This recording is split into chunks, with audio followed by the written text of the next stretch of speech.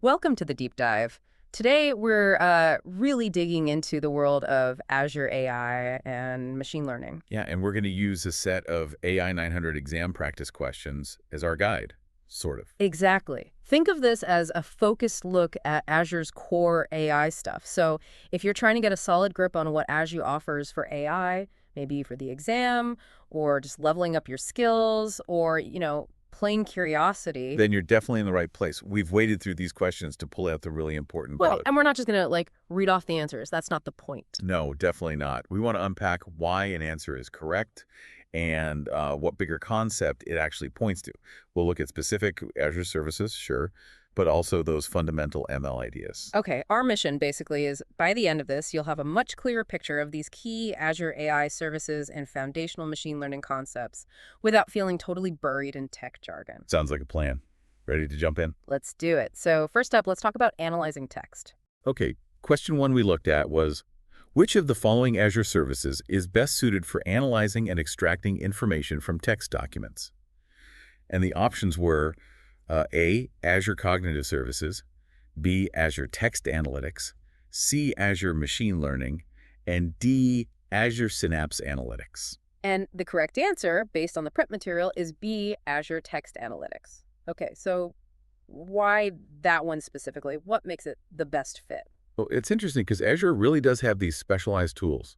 Text Analytics is purpose-built for this. It's designed specifically to dive into text and pull out things like sentiment. Is this review positive or negative? Ah, right, sentiment Yeah, analysis. exactly. Or key phrase extraction, like what are the main topics being discussed, even does language detection. Think about sifting through, I don't know, thousands of customer feedback forms. Text Analytics can quickly tell you the overall mood and the key points. So it's like a dedicated text expert built right in. How does it fit into the bigger Azure picture, though, with cognitive services being an option? That's a great point. Text Analytics is actually part of the Azure Cognitive Services family. Cognitive Services is like this big toolbox of pre-built AI, vision, speech, language, decision. Okay. So while option A, Azure Cognitive Services, isn't wrong because text analytics lives inside it, option B is just more specific. It's the actual service doing the text analysis work. Gotcha. More precise. And the other options, C and D, why not those for text? Right. So Azure Machine Learning, option C, that's really your platform for building, training, deploying your own custom models from scratch. You could build a text analysis model there, but why reinvent the wheel when text analytics offers it ready-made? Makes sense. And Azure Synapse Analytics, D, that's more about big data warehousing, running massive analytical queries. Super powerful, but not really focused on the nuances of understanding language in a document. Okay, so takeaway number one. Azure has these specific targeted services like text analytics for particular jobs. Saves you building it yourself. Exactly. Okay, let's shift focus. Question two was about speech. What is the main purpose of Azure Cognitive Services Speech API? Options. A, to convert speech to text. B, image recognition. C, processing large data sets. D, storing data. This one feels pretty straightforward. It's got to be A, right? Convert speech to text. Yep, A is the one. The Speech API's core job is taking spoken language accents, speed variations, all that, and turning it into written text. And often in real time. Real time is key there. I'm thinking voice assistants, live captions. Absolutely. Dictation software for doctors, voice commands for apps, accessibility tools, anything that needs to understand what someone is saying, basically. It's fundamental. And the others are clearly off base. Image recognition is, well, computer vision, which we might get to. Big data processing is Synapse or similar. Storage is blob storage or other database services. Correct. So key point, you need to turn spoken words into text. Azure Speech API is your service. All right, let's move into the machine learning models themselves. Question 3.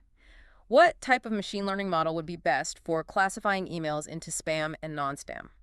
Options. A, clustering. B, classification. C, regression. D, reinforcement learning. And the answer here is B, classification model. Okay, classification. Break that down for us. How does it work for spam filtering? Sure. So at its heart, classification is about putting data points into predefined buckets or categories. In this case, the categories are super simple, spam and not spam. Right, two distinct groups. Exactly. The model learns from a whole bunch of emails that have already been labeled as spam or not spam. It looks for patterns, words, sender characteristics, things that tend to show up more in one category than the other. Then, when a new email comes in, it uses those learned patterns to predict which bucket it belongs in. So it learns the signs of spam and then sorts accordingly. Makes sense. Why not the others? Clustering. Well, clustering option A finds groups in data without you telling it the groups beforehand. It might group emails by topic, maybe, but not specifically into spam versus not spam unless those happen to be natural clusters, which isn't guaranteed. Okay. And regression. Regression, option C, is for predicting continuous numerical values, like predicting house prices or stock values, Well, not categories. And reinforcement learning. That's D. It's about learning through trial and error, rewards and penalties, like training a game AI, not really applicable to just sorting emails into fixed categories. Got it. So takeaway. If you need to put things into specific known categories, spam, not spam, cat, dog, approved, rejected, you're looking at classification. Precisely. Okay, let's move on to the visual world. Question 4. Which Azure service allows users to analyze visual content from images and videos? Options. A. Azure Cognitive Services Computer Vision. B. Azure Text Analytics. C. Azure Translator. D. Azure Blob Storage. Again, the name kind of gives it away, doesn't it? A. Azure Cognitive Services Computer Vision. It really does. And analyzing visual content covers quite a lot, actually. Computer vision can identify objects in a picture, chairs, cars, people. It can recognize faces. It can even read text within an image. That's OCR, optical character recognition. Oh, right. OCR. So it pulls text out of pictures. Yep. And it can analyze video, too, maybe identifying actions or tracking objects. Think about retail analytics, counting people, seeing which products are picked up. Yeah. Or manufacturing spotting defects automatically. Wow. Okay, so it's really about extracting meaning from the visual data. Exactly. Turning pixels into information. And again, the other options just don't fit. Text analytics does text, translator does language, blob storage just holds the file. So key insight. For understanding images and videos, Azure Computer Vision is the specialized tool. Correct. Now let's circle back to machine learning models, but from a different angle. Question 5. Which of the following machine learning models is typically used for grouping customers based on purchasing behavior? Options again. A. Regression. B. Classification. C. Clustering. D. Reinforcement learning. Okay, we talked about grouping customers. This sounds like clustering. C. You got it. It's C. Clustering model. This is a classic use case for it. So remind us again why clustering fits here compared to, say, classification. Right. The key difference is that clustering is unsupervised. You don't start by saying, I want to find budget shoppers and luxury buyers. You just feed the model, the purchasing data, who bought what, when, how much. And it finds the groups itself. Exactly. It looks for customers who have similar buying patterns and groups them together automatically. You might discover groups you didn't even know existed. Maybe you find a group that only buys on weekends, or a group that always buys specific brands together. Yeah, so it's about discovery, not sorting into pre-made boxes like classification. Precisely. You're not assigning labels you already have.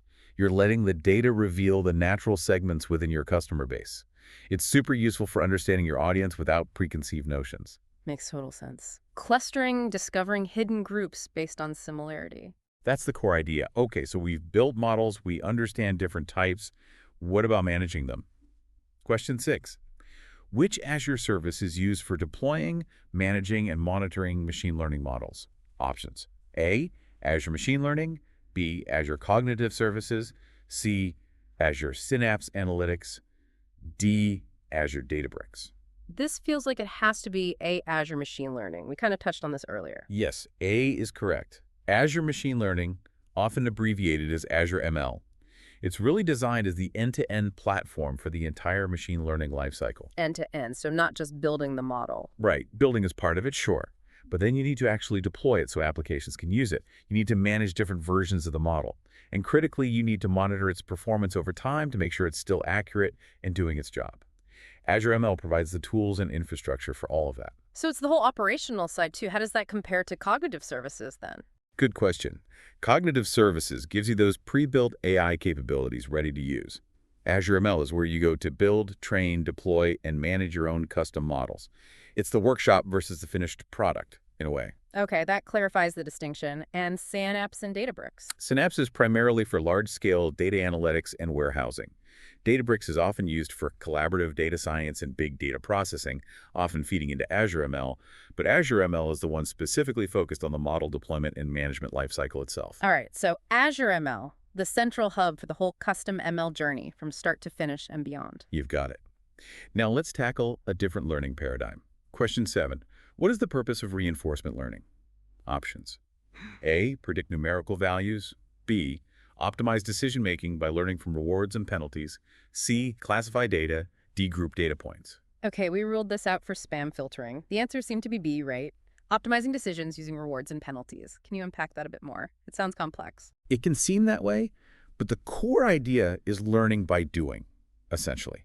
Think of an agent like a piece of software trying to achieve a goal in some environment. Maybe it's a robot learning to navigate a maze. Okay. When the agent takes an action, the environment gives it feedback.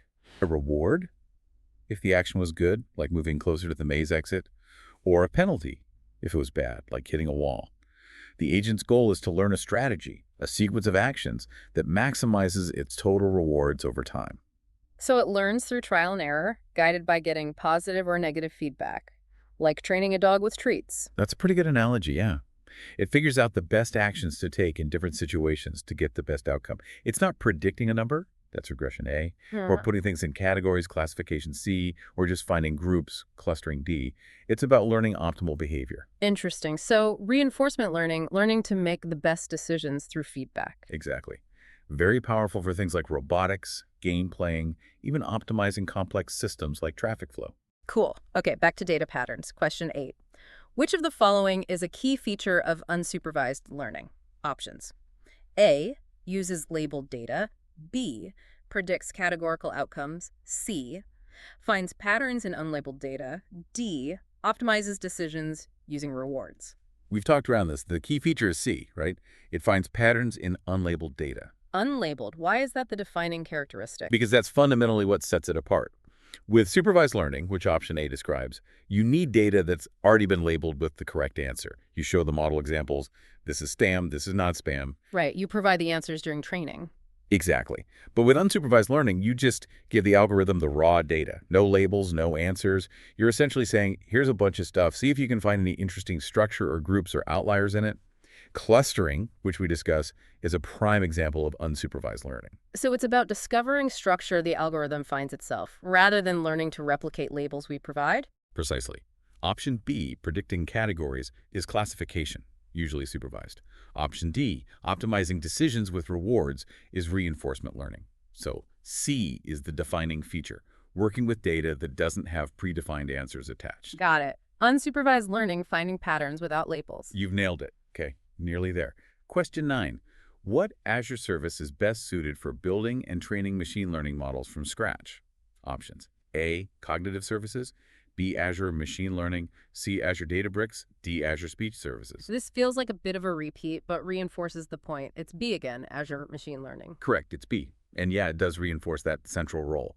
If the task is explicitly building and training models from scratch, Azure ML is the primary Azure service designed for that whole workflow. Right, providing the tools for data prep, experimentation, training, evaluation, the whole 9 yards for custom model development. Exactly. Whereas Cognitive Services A offers pre-built models, Databricks C is often more focused on the data engineering and large-scale processing side, though it integrates with Azure ML, and Speech Services D is specific to voice AI. So for that ground-up custom model building, Azure ML is the workbench. That's the one. Okay, last question, bringing us back to voice. Question 10.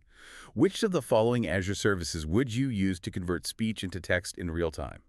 Options. A. Azure Cognitive Services Speech API. B. Text Analytics. C. Azure Machine Learning. D. Blob Storage. And we established this earlier, too. The key is real-time, which points straight back to A, the Speech API. Absolutely A again. That real-time capability is crucial for interactive applications. Live transcription, voice commands, situations where you need that immediate conversion from spoken words to text. Well, you could maybe build something custom in Azure ML or process recordings stored in blob storage later for the instant live conversion. The Speech API is optimized for that exact task. Precisely. Yeah. It's engineered for low latency and continuous recognition. The others just aren't designed for that specific real-time speech-to-text job.